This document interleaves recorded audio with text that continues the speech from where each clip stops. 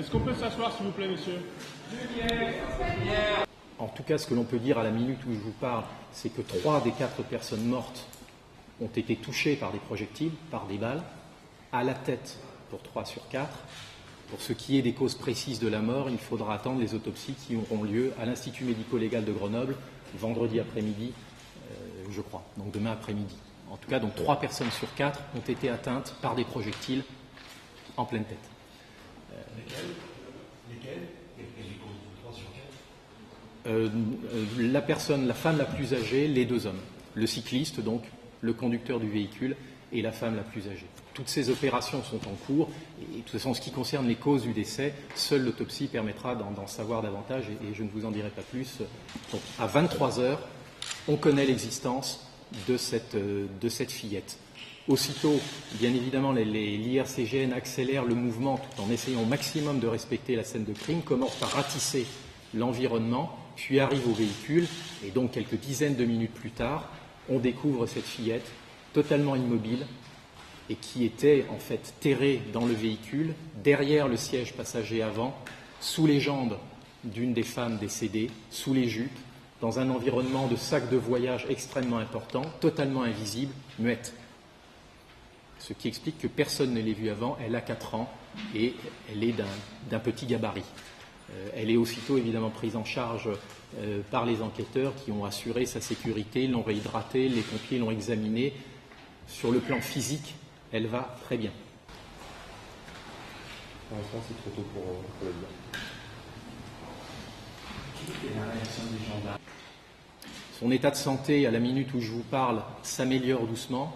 Elle doit cependant être réopérée et elle a été plongée à nouveau dans un coma artificiel pour une nouvelle opération.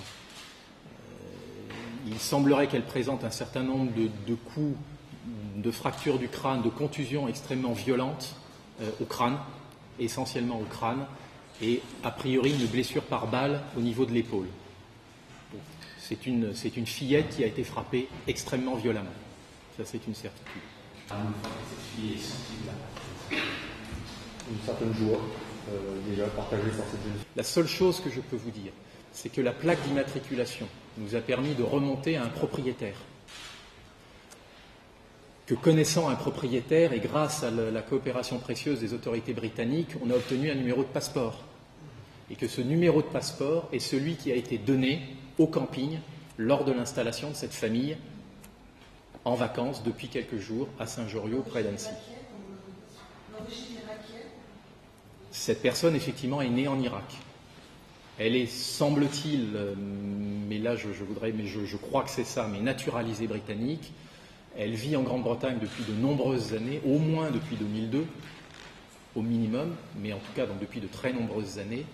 Mais ceci dit, et c'est pour ça que j'insiste et je vous remercie d'être extrêmement prudent dans vos propos, nous sommes sûrs, nous savons qui est le propriétaire du véhicule et nous savons que c'est le même passeport qui a permis de réserver une place de camping. Nous n'avons pas en l'état de photographie qui nous permettent de dire le visage de l'homme mort est celui de la photo. Donc je ne veux pas, je ne souhaite pas vous entendre dire que l'on sait qui est le mort. Ce n'est pas habituel.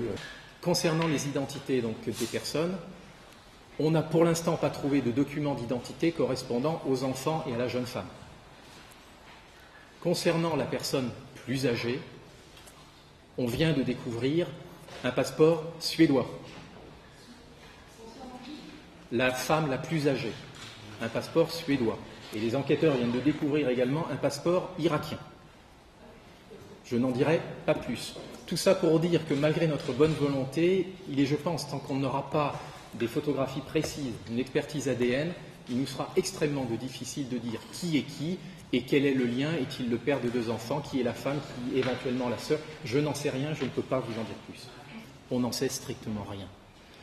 Sur les raisons de ce drame absolument horrible, on n'en sait non plus rien. J'ai déjà entendu, j'ai déjà lu, évidemment on formule tous des hypothèses, ce ne sont que des conjectures.